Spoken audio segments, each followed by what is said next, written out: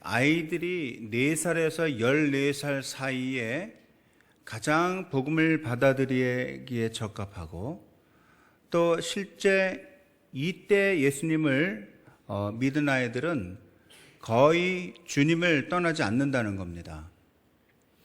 많은 사람들이 이렇게 하나님의 일을 하고 평생을 하나님께 바치게 되는데 그 사람들의 그 주님을 영접한 평균 나이를 보니까 대부분 18살 아래 있을 때 예수를 믿게 되었고, 가장 효과적인 것은 가정에서부터 그 아이가 이제 글씨를 읽을 수 있고 자기 의사표현을 할 수 있는 한 4살 정도부터 한 14살, 우리로 치면 15살 정도 되겠죠.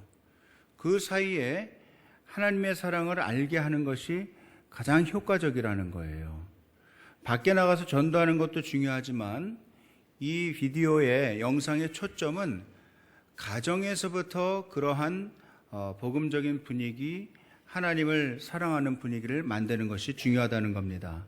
제가 왜 미래 세대 세우기 4.0이라는 주제를 제목으로 달았냐 하면, 사실 요즘에 우리 교회 바깥에 나가면 4차 산업혁명이라는 말을 종종 합니다.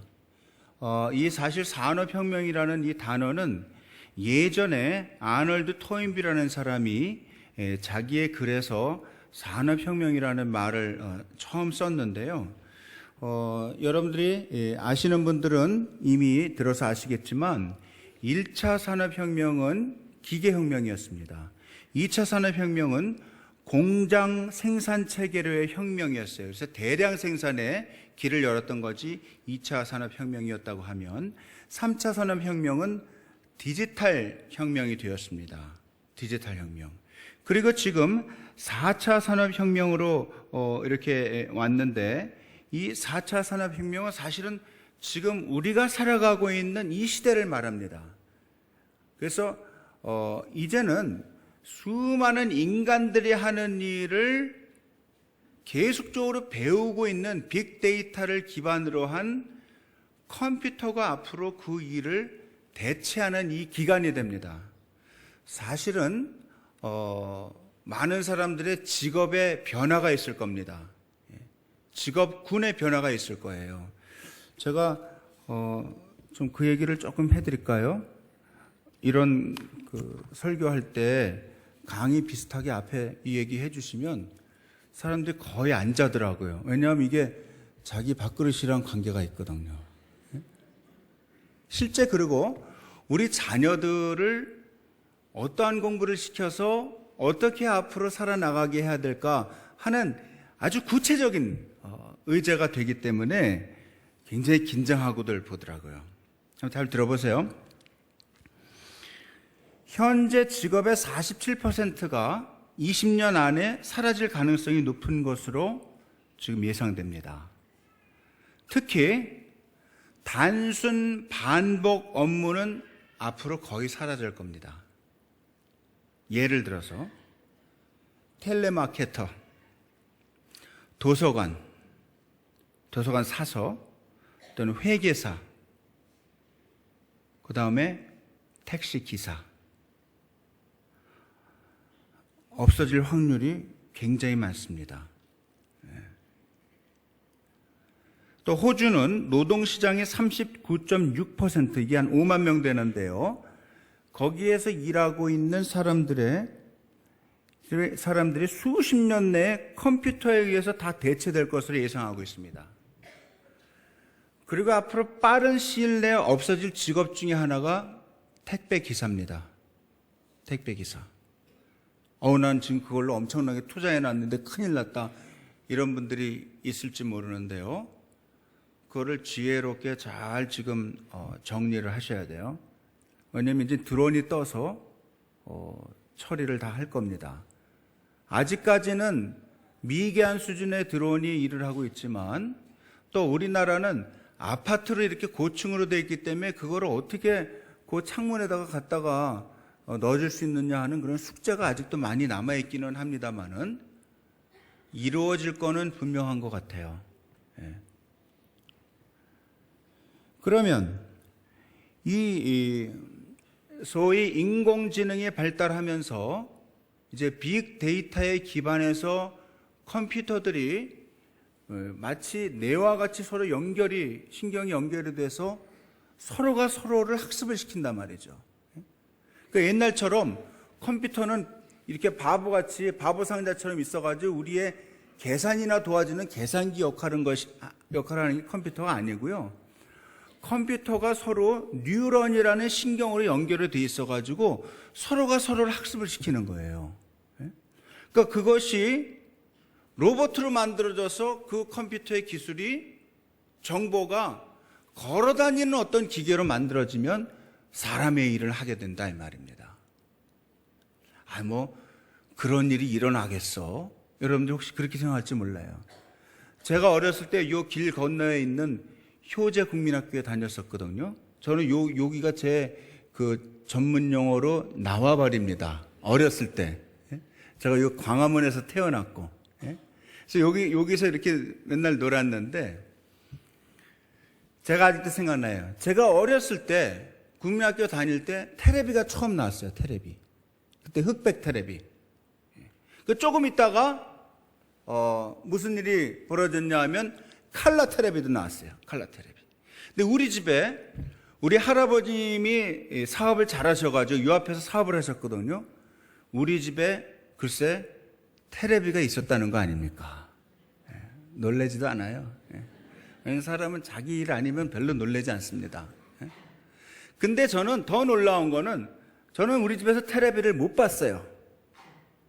왜냐면 우리 할아버지가 저 부가영교회 장로님이셨는데 굉장히 보수적인 신앙을 갖고 계셔가지고 이 테레비를 사람들이 많이 보면 영적으로 상한다 이런 생각을 갖고 계셔가지고요. 뉴스만 보게 하셨어요. 뉴스. 그러니까 뉴스 보고 나선 융 같은 걸로 이렇게 덮어놔요. 옛날 그 융 있죠, 융. 그러니까 이제 그때 당시 유행했던 만화 영화가 황금박쥐, 또 요괴인간, 또 타이거 마스크. 요 정도를 아는 사람은 그래도 지금 한 55세 이상쯤 된 사람들은 아는 거예요. 이거는 거의 목숨을 걸고 봐야 되는 거 아닙니까? 그러니까 저는 집에서 그거 못 보니까 어떻게 봐요? 우리 동네에 있는 만화가게에 5원을 내고서 보는 거예요. 근데 그때 당시 먹을 수 있는 간식이라는 게 뭐가 있었냐면 신문지를 이렇게 말아서 먹는 번데기 또는 해삼과 멍게 요거 아주 지저분한 옷빈에다 이렇게 꽂아가지고 먹고 물이 다 묻어나는 이렇게 있잖아요. 이렇게 싸가지고 이렇게 신문지가 얼마나 지저분해요. 그 잉크 다 묻어나는데 여기다 넣어가지고선 또 먹고선 먹다 맨 끝에 번데기가 하나 끼면 다 이걸 또 해체를 해가지고 이렇게 먹고 또 그걸 이제 또 말려가지고 화장실에 가서 화장지를 쓰고 그랬죠. 정말 되게 지저분하게 살았던 것 같아요. 그래도 병은 잘 안 걸려. 왜냐면 집안에 이 똥뚜껑이 있었기 때문에 암모니아 냄새가 계속 나는데 그게 사실 알고 보면 소독약입니다. 그래서 그때는 별로 병이 안 건너요. 굉장히 은혜 받으시는데. 그러고서 세월이 확확 변하는 거예요. 그때 저희 집이 좀 잘 살아가지고 전화가 한 대 있었습니다. 대청마을에 전화가 딱 하나 있었는데 저쪽에 요 근처가 여기 서울대 물리대랑 이렇게 좋은 학교 다니는 학생들이 이제 하숙을 했어요, 우리 집에. 그러면 시골에서 하숙하는 청년이 형이 와가지고서 있다가 집에서 전화 오면 막 뛰어와서 받으면서 세상이 떠나가라고 막 어머니 잘 지내고 있습니다. 저희 집에도요 홍콩으로 막 멀리 가셔가지고 사시던 우리 이모가 있었어요. 전화 한 번 오면 온 동네가 다 알아. 누구한테 전화 왔구나. 그러다가 요즘엔 여러분도 어떤 시대를 살고 있어요? 주머니에다가 전화를 다 들고 다녀요. 여러분, 이게 예산 일이 아닙니다. 이게 이 전화가 손정등도 되죠, 계산기도 되죠, 이게 컴퓨터도 되죠. 요새 목사님들이 함부로 뭘 데이터를 얘기를 못해요. 바로 찾아가지고 네이버 가라사대 나오기 때문에. 세월이 이렇게 변했다 이 말이죠. 4차 산업혁명 때는 이게 기계가 컴퓨터가 컴퓨터끼리 서로 공부를 시켜가지고 계속 진화하는 거예요. 그래서 이제는 무슨 남들이 모르는 지식을 알고서 그 지식 가지고 아는 척을 하면서 밥을 벌어먹고 사는 옛날 같은 교수는 이제는 다시는 필요가 없어요. 저도 지금 교수의 끝자락에 와 있기 때문에 그래도 다행입니다. 지금 교수 시작하시는 분들은 정말 불행한 인생을 선택하셨어요. 그럼 어떤 직업이 살아남느냐? 상담가, 영성가, 또는 이렇게 찬양 인도자. 우리 장로님이세요? 전도사님이세요? 장로님 같이 생긴 전도사님이에요. 얼마나 딱 앞에 쓰면 우리가 기쁘지 않아요. 그 행복 바이러스가 쫙 나가잖아요. 그건 아무나 할 수 있는 게 아니에요. 기타를 잘 친다고 되는 게 아니에요. 다른 사람의 마음을 만져주고 공감해주고 사랑해주고 그 마음을 편안하게 해주고, 내가 어찌했든지 간에 너를 위해 내가 존재한다 하는 그 메시지를 줄 수 있는 사람이 세상이 아무리 복잡해지고 이렇게 막 컴퓨터가 발달하고 로봇가 이제 앞으로 막 지나다닐 거예요. 여러분 이제 봐요. 조금만 있어봐요. 제 얘기가 맞나 틀리나. 옆에 앉은 사람이 서로 자세하게 얘기하기 전에 사람인지 로봇인지 잘 몰라. 약간 엉성한 얼굴도 일부러 만드는 거예요. 로봇은 이게 다 균형이 딱딱 잡혀야 되잖아요. 근데 약간 일그러진 로봇도 나올 거라고.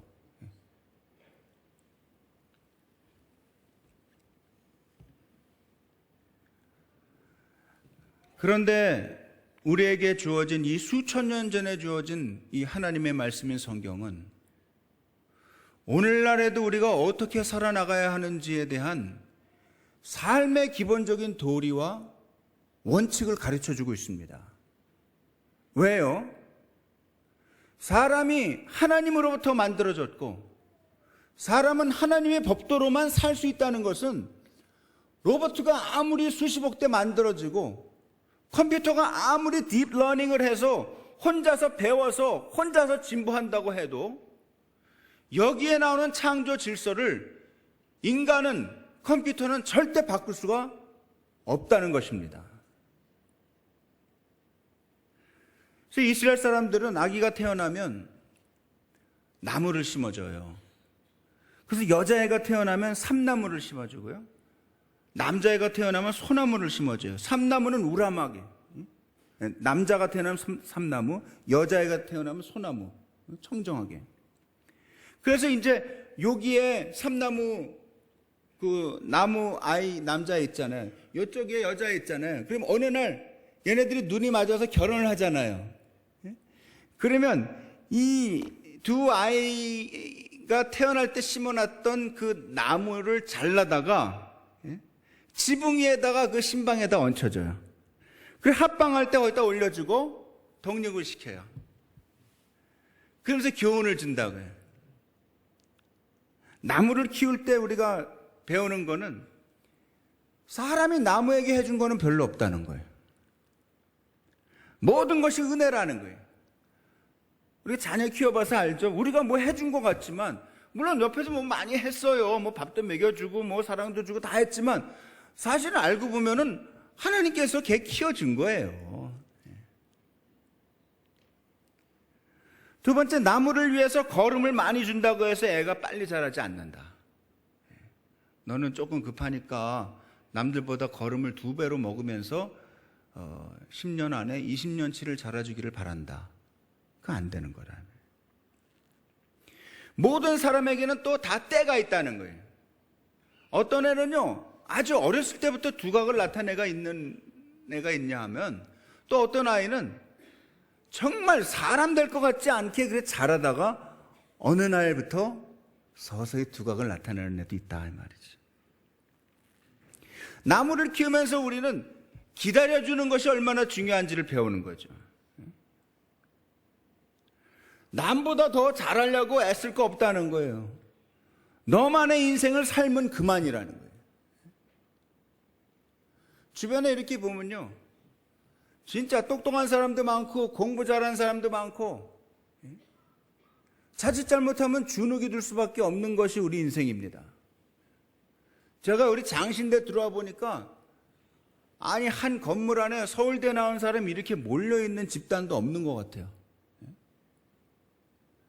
제가 프린스턴 신학교 갔는데 또 거기도 가보니까 하버드, 예일, 프린스턴, 무슨 서울대, 연대, 고대 나온 사람들이 한 건물에 그렇게 많이 몰려있는 건 제가 본 적이 없어요, 세상에. 그래서 약간 주눅이 들까 말까 하다가 에이씨 내가 뭐 내 인생 살면 되지. 나무를 키우다 보면 그거를 배우게 된다는 거예요. 그래서 결혼을 하게 되면 동네 아이들이 랍비와 같이 와가지고 그 신방 앞에서 이 시편 78편을 같이 읽어줍니다. 합독을 해줘요. 합독. 여기 보면 재미난 이야기들이 많이 나와요. 78편 보면요, 6절 7절 한번 보실래요? 혹시 성경 아직 안 덮으셨으면 이런 얘기가 나와요. 같이 한번 읽어봐요. 6절 7절 시작. 이는 그들로 후대 곧 태어날 자손에게 이를 알게 하고 그들은 일어나 그들의 자손에게 일러서 그들로 그들의 소망을 하나님께 두며 하나님께서 행하신 일을 잊지 아니하고 오직 그들의 계명을 지켜서, 그렇게 나와요. 여기 보면 신기하게도요, 하나님께서 이 율법의 말씀을 주신 것은 하나님의 사람들이 소망을 하나님께 두고 아직 태어나지도 않은 자손들을 생각하면서 미리 준비하라고 나옵니다. 태어날 자손을 위해서 하라는 거예요. 태어날 자손.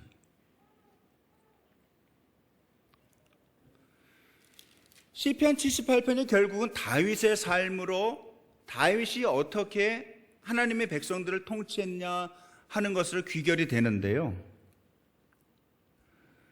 여기 다윗이 자라던 때 그 이전 때부터 이스라엘 사람들의 기본적인 이 유목민으로서의 어떤 습관은 뭐냐면요, 남자아이가 5살, 6살쯤 되면 이미 그때부터 아버지의 목축을 배우기를 시작합니다.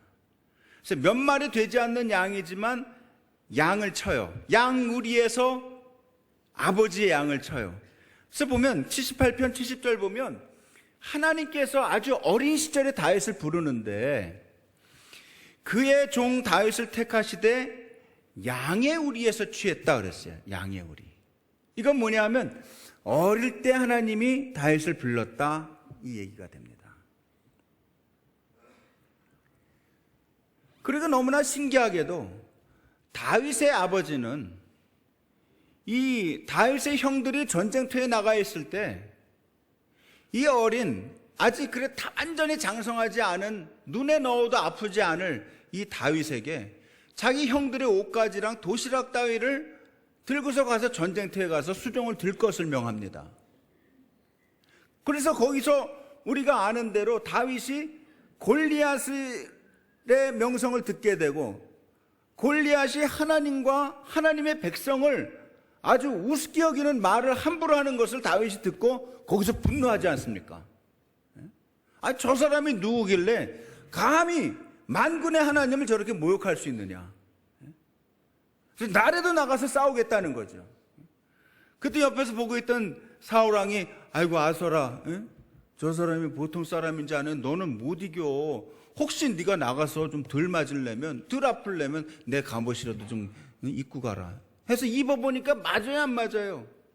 다윗이 아직 몸이 다 자라질 않은 거예요. 그래서 이거 전 안 되겠습니다. 그러고서 벗어 제끼고서 이제 물맷돌만 들고서 가잖아요. 막대기랑 물맷돌 들고. 저는요, 어렸을 때 그 구절을 이렇게 읽으면서 워낙 어렸을 때부터 모태로부터 이렇게 신앙생활을 했으니까 모태 신앙자들의 장점은 뭐냐면요, 크게 이렇게 굴곡이 없어요. 그렇지만 또 모태 신앙자들은 또 크게 흥분하지도 않아요. 웬만한 거 가지고 그냥 은혜는 받지만 그렇다고 해서 막 그냥 갑자기 헌신하지도 않아요. 하나님 다 잘 되라고 하시는 얘기겠지. 그냥 그저 이렇게 받아들이는 거예요. 흥분을 안 해. 근데 요 다윗이 말이에요. 몸도 아직 완전히 안 큰 소년에서 청년으로 가는 나이에 있는 것처럼 느껴지는 이 다윗이 물맷돌을 들고서 골리앗을 정수를 맞춰서 때려잡았다? 에이, 잘 안 믿어지는 거예요. 난 말은 안 했어요. 그때 당시 전도사님이나 목사님들에게 말은 안 했어요. 왜냐하면 일단 성경에 있는 말씀은 일단 믿는 마음은 있으니까. 그래서 제가 나중에 교수가 돼가지고 영국에 갔어요. 그래서 대형 제국 박물관 있죠. 브리티시 뮤지엄에 갔는데 그때 저희 장신 출신의 한 학생이 아르바이트를 하면서 이제 관광 여행사 가이드를 하면서 저희를 이제 대접을 했어요. 근데 그 친구가 영국에 간 지 오래돼가지고 공부를 하는데 아주 제대로 해요. 독일에서 동물학을 박사학위를 전공하면서 영국의 법원의 고급 통역사예요. 근데 자기 학교 선생님이 왔다니까 기쁨으로 와서 도와준 거예요. 그러면서 저희를 데리고서 박물관에 저 구석쟁이로 데리고 돌아다니는데 도통 앞에 있는 것만 봐가지고 모른다는 거죠. 그건 쓱 보면 되고 뒤에 진짜가 있다는 거죠. 그래서 이 친구가 근동지방의 언어인 수메르 언어를 하는 거예요. 여러 나라에 우리말 하죠, 영국말 하죠, 독일어 하죠, 또 근동지방 언어 하죠. 그래서 거기 길가메시 홍수 설화가 있어요. 그걸 쫙 읽어주면서 표현을 하는데 얼마나 저희가 즐겁게 공부를 했는지. 그러면서 마지막에 그러는 거예요. 교수님, 요걸 꼭 보셔야 됩니다. 그래서 데려가는데 뭐냐면 다윗이 골리앗을 때려잡았을 것으로 추정되는 물맷돌. 그게 딱 나오는 거예요. 저는요, 제가 요 근처에서 옛날에는 이 포장마차가 많았잖아요. 포장마차. 포장마차의 주 안주가 뭡니까? 참새구이. 참새는 뭘로 잡아요? 새총으로 잡잖아요. 그 새총이 여기에 알맹이 요만한 거라고요. 딱 잡는 거라고요. 그래서 나는 물맷돌 할 때 물맷돌 잘 본 적이 없으니까 요런 거 이렇게 넣어가지고 이 정도로 생각을 했어요. 그걸로는 골리앗 못 잡지. 이 정도는 되지만. 근데 실제 가서 보니까요, 물맷돌이 이만한 거예요. 이만한 거예요. 이만한 거를 한 4개, 5개를 허리춤에다가 가죽 가방에다가 허리춤에다 넣는데 이게 쭉 쳐지는 거예요. 그리고 그 고무도 이렇게 두꺼워요. 그래서 옳거니 이 정도는 돼야 때려잡지. 그래서 막 상상을 하는 거예요. 그 얘기를 들으면서 쫙 돌리면서 말이에요. 원심력과 구심력을 뭐가 먼저인지 몰라요. 막 돌리다가 쫙 던지는데 다윗이 말해요. 어릴 때부터 자기 양을, 아버지가 맡겨진 양을 보호하려면, 맹수로부터 보호하려면 돌 던져서 잡는 수밖에 없어요. 그냥 손으로 던져서 힘이 없으니까 이 원심력 이용해가지고 딱 던질 수밖에 없는데, 뭐 편안하게 있을 때 뭐 와서 물어갑니까? 어떤 때는 자기도 위협을 당해서 넘어지기도 하고 자빠지기도 하고 뭐, 그러니까 아마 이렇게도 던지고 이렇게도 던지고 이렇게도 던지고. 요새 그 UFC 나오는 거 있잖아요. 이렇게 하다가 어떻게 맞으면 그냥 죽는 거예요. 거의 한 대 맞으면 다 쓰러지잖아요. 누구나. 손의 능숙함을 가진 거예요. 손의 능숙함. 그때 당시는요, 한두 가지만 잘하면 먹고 사는 때예요. 뭐 그릇 하나 잘 빚으면 그걸로 평생 몇 대째 먹고 사는 거예요. 돌 하나 잘 던지면, 맹수 하나 잘 잡으면 맹수가 왔을 때, 야, 다윗, 네가 와서 잡아라. 그러면 막 가서 넘어지면서 쫙 잡으면 박살을 내는 거예요. 여러분, 어떻게 해야 이 변화무쌍한, 정말 지나치게 필요하고 성과 위주고, 어떻게 보면 허기 사회고 욕망 사회고, 이런 사회 속에서 우리들의 자녀들, 우리의 미래 세대가 이 험한 세상에서 살아남을 수 있을까요? 어떻게 키워야 될까요? 돈 많이 벌어서 건물 하나 물려주면 됩니까? 잠깐이면 닦아먹어요. 관리할 줄 모르면.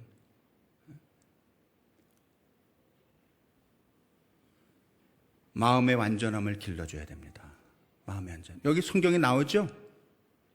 이에 그가 그들을 자기 마음의 완전함으로 기르고. 마음의 완전. 이게 뭐예요? 다윗이 사람을 있는 그대로 보는 훈련이 됐다는 거예요. 사람을 차별하지 않는다는 거예요. 사람을 돈으로 보지 않는다는 거예요.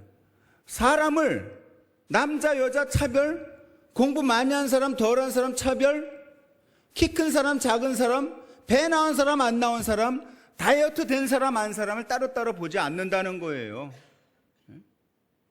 있는 그대로 기다려준다는 거예요. 있는 그대로 그 사람들을 적재적소에서 일할 수 있도록 도와준다는 거예요.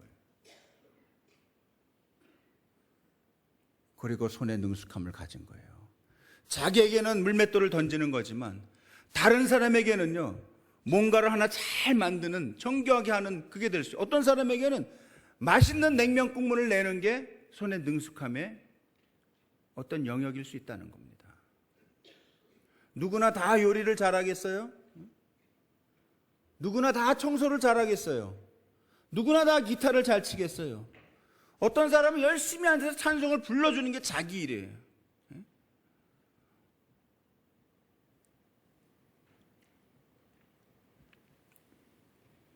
이 시대는 너무나 빨리 변해서요.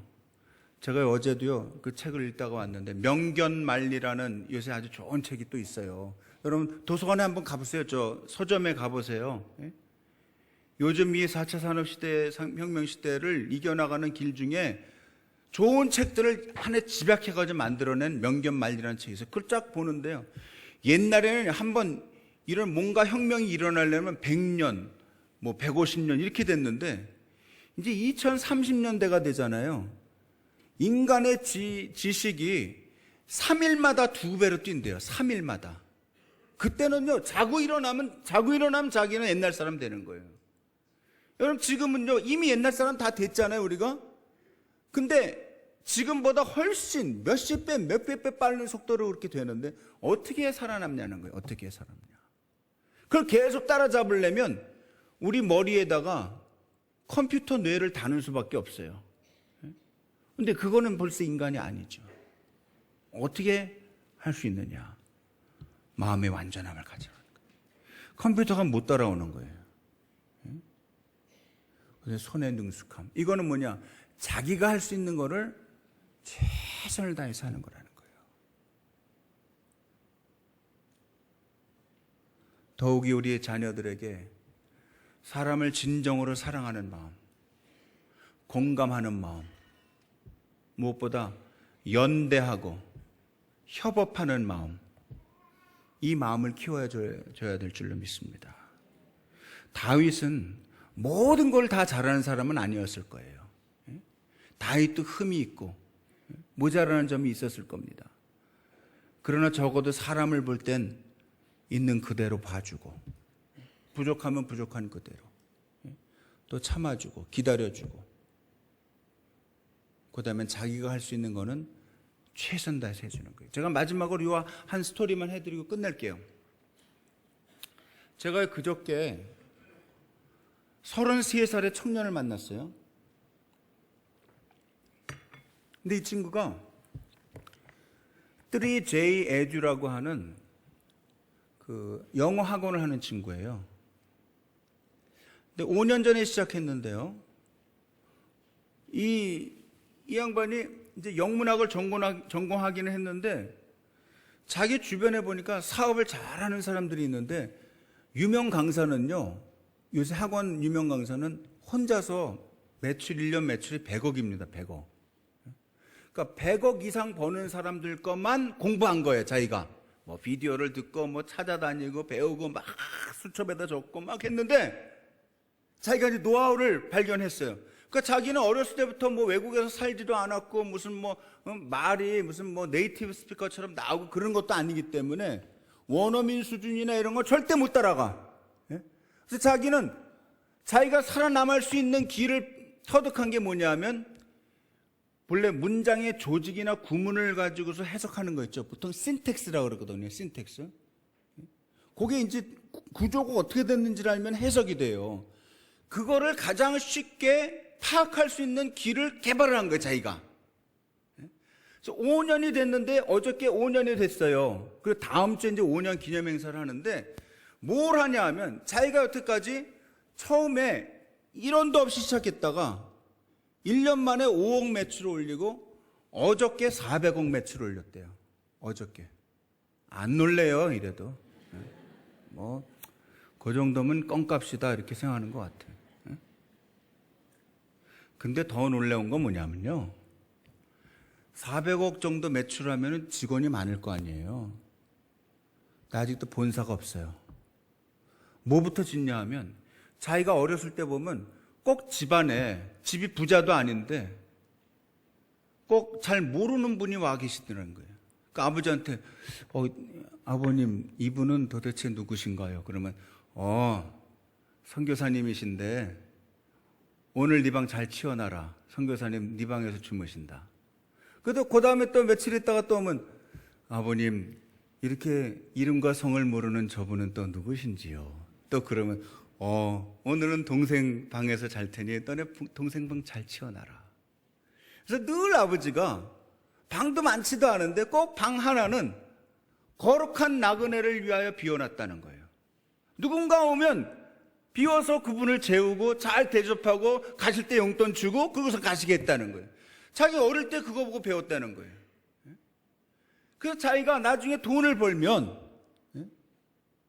무슨 자기 회사 사옥이나 뭐 이런 걸 막 잘하기보다 먼저 거룩한 나그네들을 모시는 게스트하우스 건물을 지으리라. 그리고 그저께 제가 그 준공식에 갔는데요. 5층짜리 이름이 뭐냐면 홀리 스피릿 게스트하우스 준공식이에요. 너무 잘 됐어요. 저 수원에 성균관대 앞에다가 지었는데 얼마나 깨끗하게 잘 지고 우리가 건물 딱 보면 알잖아요. 샤시를 자이인으로 했더라고. 자이인. 난 그 정도는 알아요. 따끈따끈해요. 침대도 최고급 침대. 딱 누우니까 그냥 허리가 막 병이 날 것 같은. 아직 본사 건물은 없는 거예요. 먼저 거룩한 나그네를 대접하는 건물을 짓고 하나님이 더 축복해 주시면 앞으로 10년 내에 2천억 매출을 올리겠습니다. 계획하고 달려가는 거예요. 그리고 돈은 하나님의 사업을 위해서 쓰겠습니다. 아주 신통방통한 젊은이를 만났어요. 그래서 제가 우리 조 목사님께 소개를 했습니다. 꼭 모셔서 간증을 한번 들어보시라고. 같이 만나면요, 정신이 바짝 뛰어요. 정신. 아니 이렇게 기특한 젊은이가 있는가? 그런 사람이 10사람만 있으면 우리나라 그냥 살리겠더라고요. 우리 교회 미래세대 세우기 4.0 여러분들도 프로젝트를 가동하기를 바랍니다. 진정한 교회 회복은 우리 자녀들의 회복에서부터 시작하는 겁니다. 건물 회복이 교회 회복이 아니에요. 보이지 않는 건물 회복을 먼저 우리 안에서 해야 그게 우리에게 주신 하나님의 교회 회복이 된다는 거예요.